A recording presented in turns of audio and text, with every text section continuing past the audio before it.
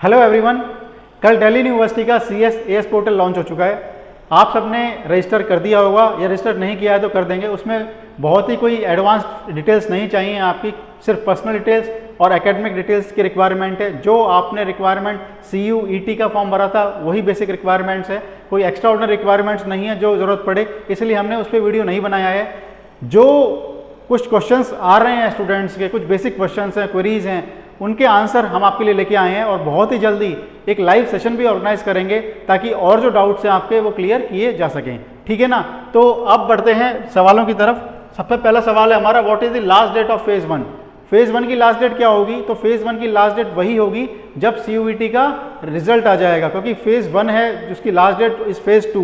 जो आपको प्रेफरेंस भरनी है अपने कॉलेज और कोर्स की वो तभी भर पाएंगे जब CUET का रिजल्ट आ चुका होगा। तो CUET का रिजल्ट का हम वेट कर रहे हैं। टेंटेटिवली मान के चलते हैं कि 24 या 25 तारीख तक जो है आपका रिजल्ट आ जाएगा। पहले आपकी रिस्पॉन्स शीट आएगी, उसके बाद ऑब्जेक्शन होंगे और फिर रिजल्ट डिक्लेयर किया जाएगा। तो मेरा मानना है कि लगभग जून के लास्ट वीक में 29 या 30 जून तक आपका जो है रिजल्ट आएगा, या फिर मैक्सिमम आपका 4 या 5 जुलाई तक CUET का रिजल्ट आ जाएगा। चांसेस बहुत ज़्यादा हैं कि आपका रिजल्ट जो आएगा वो जुलाई के फर्स्ट वीक में ही आएगा और जुलाई के फर्स्ट वीक में ही आपका ये फेज एंड होगा और फेज 2 चालू होगा।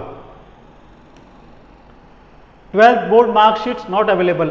आप जब CSAS के लिए रजिस्ट्रेशन करेंगे तो उसमें 12th की मार्कशीट भी आपको अपलोड करनी है। मैक्सिमम लोगों के पास अभी 12th की मार्कशीट नहीं आई होगी, तो उसके दो ऑप्शन हैं। अगर आपके पास डिजी-लॉकर है और डाउनलोड किया हुआ है और आप उसमें अगर अवेलेबल है आपकी 12th की मार्कशीट, तो आप वहां से यूज़ कर सकते हैं, उसे अपलोड कर सकते हैं, दैट इज़ वैलिड। दूसरा, आपने जब ऑनलाइन रिजल्ट देखा होगा तो आप उसका भी प्रिंट आउट ले सकते हैं और उसको भी अपलोड कर सकते हैं, वो भी वैलिड है। दोनों केसेस आपके पास हैं, आप दोनों का यूज़ कर सकते हैं।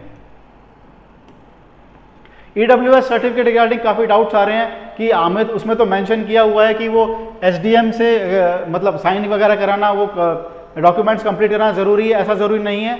आप जहाँ भी रहते हैं, जिस भी कॉम्पिटेंट अथॉरिटी का EWS सर्टिफिकेट बनाया गया है उसको, अगर उसके पास अथॉरिटी है, कोई भी आपकी सिटी, गांव, विलेज, टाउन जो भी है, अगर उसके पास अथॉरिटी है आप उसको वैलिड कर सकते हैं। SDM इज़ नॉट कंपलसरी, वो खाली मेंशन किया हुआ है। ये एक्चुअली लास्ट ईयर भी था पर कोई ज़्यादा कोई ध्यान देता नहीं है। आप उसको कराएं और वो वैलिड रहेगा। पर डेट बहुत ज़रूर ध्यान है, ये 31 मार्च जो है 2023 उसके बाद ही बनना चाहिए, उसके पहले वाला वैलिड नहीं होगा। आपका एडमिशन कैंसिल हो सकता है अगर आपने उससे पहले का EWS सर्टिफिकेट लगा दिया है। तो डेट का जरूर ध्यान रखें, ये इंपॉर्टेंट नहीं है, ये बहुत इंपॉर्टेंट है। स्पोर्ट्स एंड ECA सर्टिफिकेट्स की बात करें, बहुत सारे लोगों को डाउट्स है कि हम स्पोर्ट्स कोटे में अप्लाई करना चाहते हैं या ECA कोटे में अप्लाई करना चाहते हैं। ECA stands for extra curricular activities. तो कौन कौन सी एक्टिविटीज़ होंगी उसमें? तो दिल्ली यूनिवर्सिटी ने बताया हुआ है कि 26 स्पोर्ट्स हैं जो उसमें कंसिडर किए गए हैं और 14 category are given for ECA extra curricular activities, जिसमें NSS और NCC इंक्लूडेड है। ठीक है ना। अब उसमें मार्किंग या आपका स्कोर किस तरह से होगा?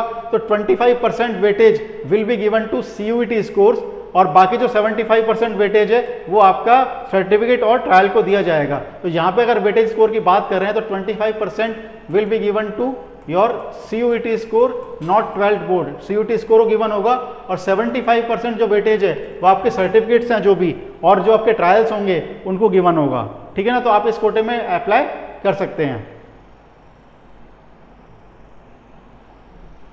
मिड एंट्री विंडो, ये बहुत ही यूनिक चीज़ है, ये मैक्सिमम लोगों को पता भी नहीं होती है। सपोज आप आउट ऑफ इंडिया हैं अभी और आपने CSAS पोर्टल पर रजिस्ट्रेशन नहीं कर पाए, आप बहुत बीमार हो गए तो आप नहीं कर पाए, या कोई फ्रेंड है उसने जब CUET एग्ज़ाम दिया उसको लगा कि यार मेरा तो कुछ हो ही नहीं पाएगा, तो उसने CSAS के लिए रजिस्ट्रेशन नहीं किया, लेकिन बाद में उसको लगा कि यार मेरे मार्क्स तो काफ़ी अच्छे आ रहे हैं और मैंने रजिस्ट्रेशन नहीं किया है, लेकिन अब मुझे एडमिशन लेना है DU में। उनके लिए ये बहुत ही अच्छा ऑफर है, बहुत ही अच्छी स्कीम है।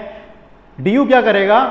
मिड एंट्री स्कीम भी देगा। अगर आपने CSAS पोर्टल पे उस पर्टिकुलर डेडलाइन तक रजिस्ट्रेशन नहीं किया है तो एक बार दोबारा विंडो ओपन होगी, वो मिड एंट्री स्कीम होगी, जब जिसने रजिस्ट्रेशन नहीं किया है और कॉलेज प्रेफरेंस उसके बाद भरी जाएगी। मतलब पहली बार प्रेफरेंस शीट भरी जाएगी, कुछ लोगों को अलॉट हो जाएगा, उसके बाद मिड एंट्री स्कीम चालू होगी।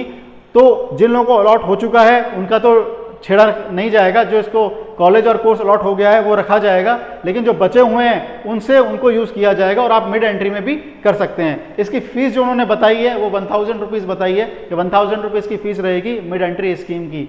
ठीक है ना। तो ये जो लोग आपके फ्रेंड्स हैं जिन्होंने DU के लिए रजिस्ट्रेशन नहीं करेंगे, CSAS पोर्टल पे अगर उनका मिस हो जाता है तो वो इससे अवेयर रहें। ये दिल्ली यूनिवर्सिटी है, वो आपको इन्फॉर्म करेगा कब हम लॉन्च कर रहे हैं, तो आप उसके थ्रू भी एडमिशन बाद में ले सकते हैं और काउंसलिंग पोर्टल में हिस्सा ले सकते हैं।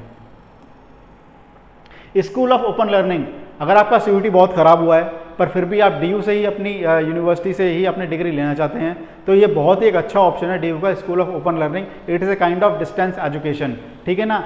इसके लिए CUET एग्ज़ाम नहीं देना है आपको, इसमें जो एडमिशन होगा वो आपका 12th की परसेंटेज पे ही होगा। इसमें कोई कट ऑफ भी नहीं है, खाली लिमिटेड सीट्स हैं, जब वो फिल हो जाती हैं तो एडमिशन बंद हो जाते हैं, पर ऐसा नहीं होता कि वो सीट हमेशा फिल होती हैं, बहुत सारे कॉम्बिनेशंस हैं इसमें। तो आप एक ऑप्शन ये भी रख सकते हैं कि अभी आप अपना SOL में एडमिशन सिक्योर कर सकते हैं। ये जनरली वो लोग लेते हैं, सपोज आप CA कर रहे हैं तो CA जनरली रेगुलर कॉलेज के साथ लोग नहीं करते हैं, तो उनके लिए बेस्ट ऑप्शन होता है ये। वो अपना SOL में रजिस्ट्रेशन कर सकते हैं, उसके बाद अपनी पढ़ाई कंटिन्यू कर सकते हैं। बहुत लोग चाहते हैं कि 12th के बाद हम अपना UPSC कंटिन्यू करें या और किसी कॉम्पिटिशन एग्जाम की तैयारी करें, तो वो SOL में एडमिशन ले लेते हैं, जिससे उन्हें कॉलेज जाने की जरूरत नहीं पड़ती है और वो अपनी तैयारी करते रहते हैं। बहुत सारे लोग ऐसे हैं जो अपने फैमिली बिजनेस को ज्वाइन कर लेते हैं, तो they can not continue with their regular colleges, तो इसमें एडमिशन ले लेते हैं और DU की डिग्री उन्हें मिल जाती है। इसके लिए कॉलेज जाने की जरूरत नहीं है। हालांकि जो क्लासेस होती हैं इसमें वो एवरी सैटरडे और संडे लगती हैं, या DU का जब भी ब्रेक होता है, छुट्टियां होती हैं, तब क्लासेस लगती हैं इसमें। तो क्लासेस होती हैं इसमें, पर वो वॉलंटरी होती हैं, अटेंडेंस का कोई चक्कर नहीं है। आपका मन होता है आप क्लासेस में जाओ, मन है तो नहीं जाओ, पर ये वीकेंड्स पे होती हैं और DU का जब छुट्टियां होती हैं तब होती हैं, जो ब्रेक्स होते हैं उसमें होती हैं, ठीक है। कंपलसरी नहीं है। एग्जाम साल में एक बार होते हैं, अप्रैल या मई में, तो आप एग्जाम देने ही जाएंगे वहाँ पे और अपना आपको रिजल्ट मिल जाएगा और आप DU की डिग्री ले सकते हैं, ठीक है ना। इसमें जो एडमिशन क्राइटेरिया है वो क्लास 12th की परसेंटेज है, कोई कट ऑफ नहीं है, खाली 45% का राउंड शायद क्राइटेरिया है जो आपका रहेगा इसमें। Last date to apply is 31 August, ठीक है ना। 31 अगस्त तक आप इसमें अप्लाई करते हैं। हालांकि जनरली इसकी जो डेट है वो एक्सटेंड होती है, पर to be on a safer side आप इस डेडलाइन को फॉलो करें और एडमिशन ले सकते हैं।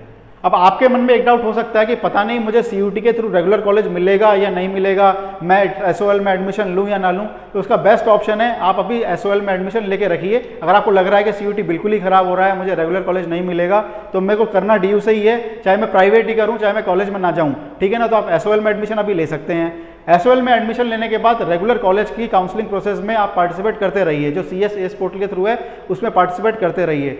उसके बाद क्या होगा, अगर आपका रेगुलर कॉलेज में एडमिशन हो जाता है तो जो आप फी पे करेंगे SOL के लिए वो आपको रिफंड हो जाएगी। तो फी रिफंड की लास्ट डेट तब तक वैलिड है DU में जब तक रेगुलर कॉलेज का एडमिशन प्रोसेस खत्म नहीं हो जाता। जिस भी डेट तक DU का प्रोसेस चलेगा एडमिशन का, उस डेट के पहले तक आप अपनी फी विड्रॉल कर सकते हैं SOL से। सपोज फॉर एग्जांपल इस बार चांसेस मुझे लग रहे हैं कि जो आपका एडमिशन प्रोसेस चलेगा वो अराउंड 15 सितंबर तक तो चलेगा ही चलेगा। चांसेस हैं कि सितंबर लास्ट तक चलेगा, पर कम से कम आपका 15 सितंबर तक तो एडमिशन प्रोसेस चलेगा ही चलेगा। तो अगर इतना एडमिशन प्रोसेस चलता है तो तब तक आप अपना जो है SOL की फीस जो है वापस ले सकते हैं, अगर आपका रेगुलर कॉलेज में एडमिशन हो जाता है या आप किसी और यूनिवर्सिटी या कॉलेज में एडमिशन ले लेते हैं तो, ठीक है ना। हाँ, बस ये है कि उसमें आपका 500 जो है वो डिडक्ट हो जाएगा आपका जो सर्विस चार्जेस है, और बाकी आपको फीस जो है वो मिल जाएगी। तो ये आपके लिए बहुत एक अच्छा ऑप्शन हो सकता है। उसमें कोर्सेज की अगर बात करें तो कौन से कोर्सेज हैं, तो ये मेजर कोर्सेज हैं उसके अंदर BBA financial investment analysis, BMS business manage, bachelor of management services, BA honours economics, BA honours English, BA honours political science, BA honours psychology, BCom honours और BA प्रोग्राम।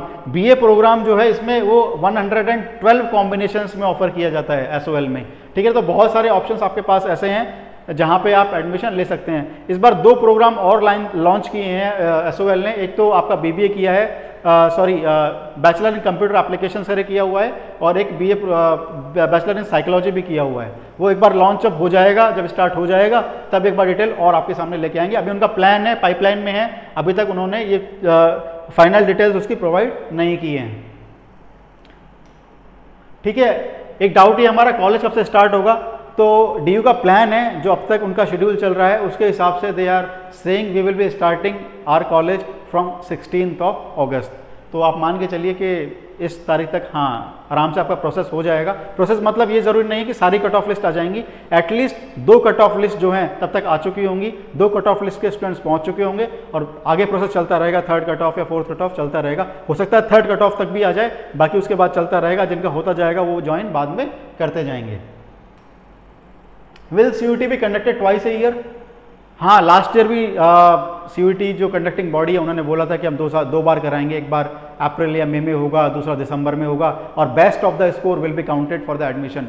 ठीक है, फिर इस साल भी बोला था ऐसा होगा, पर अब तक कोई ऑफिशियल नोटिफिकेशन नहीं है कि साल में 2 बार होगा। हाँ, चांसेस ज़रूरी हैं अगर सब कुछ स्मूथली हो जाता है, क्योंकि अभी CUET नया एग्ज़ाम है। अगर सब कुछ स्मूथ रहता है तो इनका प्लान है कि आपका 2 बार CUET कंडक्ट होगा, एक बार दिसंबर में और एक बार जो अपना सेशन होता है मई में, और best of the score will be counted in this programme. ठीक है ना, तो ये मेजर इन्फॉर्मेशन थी जो आई वांटेड टू प्रोवाइड। और इसके रिगार्डिंग अगर आपको कोई भी डाउट है, कैसा भी डाउट है, तो आप डेफिनेटली कमेंट सेक्शन में पूछें। हाँ, अगर आपको लाइव सेशन में आना है और आपके पास बहुत सारे डाउट्स हैं जो अनक्लियर हैं आपके लिए, आपका ऑनलाइन क्वेरीज का आंसर नहीं दे पा रहे हैं, उसकी जो आप DU पे करते हैं या फिर किसी कॉलेज के लिए आपको आंसर नहीं मिल रहे हैं, तो डेफिनेटली वो लाइव सेशन आपके लिए ऑफर किया जाएगा। बस आपको करना इतना है, कमेंट सेक्शन में जाके लिखना है लाइव आ जाओ, लाइव आ जाओ, लाइव आ जाओ। आप अगर एक बार लिखेंगे लाइव आ जाओ तो definitely probably tomorrow we will be live, जहाँ आपके बहुत सारे डाउट्स जो होंगे वो सारे क्लियर हो जाएंगे, ताकि आप एक फ्री एनवायरनमेंट में फ्री तरीके से अपना प्रोसेस जो है वो कंटिन्यू कर पाएंगे। That's it, thank you.